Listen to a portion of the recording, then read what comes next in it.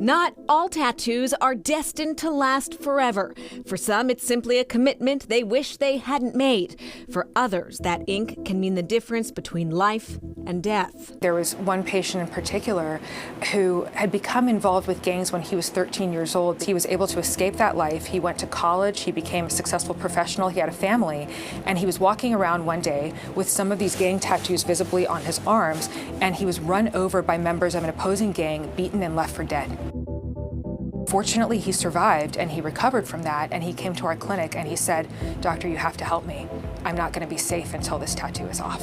And so we were able to help him and largely remove his tattoo to the point that it's not recognizable anymore. Dr. Shadi Kourosh is the director of the Dermatology Division of Community Health at Massachusetts General Hospital. Removing a tattoo can be liberating for a patient in many ways. It can be liberating in terms of their personal safety, but also removing a symbol of trauma and liberating them from having to look at it. Kourosh runs the Radiance Clinic, a program that offers free tattoo removal for former gang members, previously incarcerated individuals, and survivors of human trafficking. Another patient who was a human trafficking survivor who was forcibly branded with a gun tattoo on the back of her neck, which was a symbol of the crime ring that was exploiting young women. Tattoo removal requires multiple laser treatments and can be cost prohibitive for the people who need it most. In order to be safe, in order to acquire jobs, and in order to reintegrate into healthy circles in society, tattoo removal is an important barrier that needs to be overcome. It's been really rewarding to see how grateful they are and how they've become really productive members of society, with families, with jobs, giving back to their communities. Tattoo removal can also simply be an aesthetic choice. I had one right on my wrist right here. I was 18 and I went with a college roommate to get our room numbers tattooed on us. At the time, it didn't even seem like a good decision, so. Melissa Maslowski went to Skin MD for a total of 7 laser treatments to remove her ink.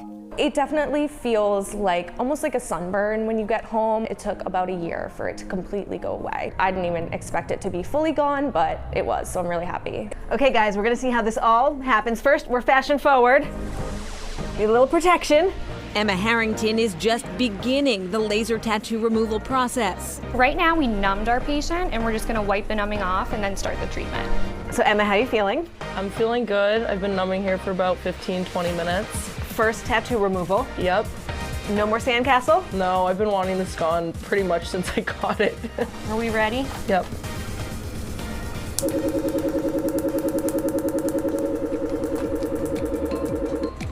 It was not as bad as I was expecting. This is all the pigment being broken up. It's quick pulses, quick snaps. It feels like an elastic band. It does feel hot because we are going in and breaking apart ink mechanically, but it is sound-based energy that we use to break up the particles in the ink.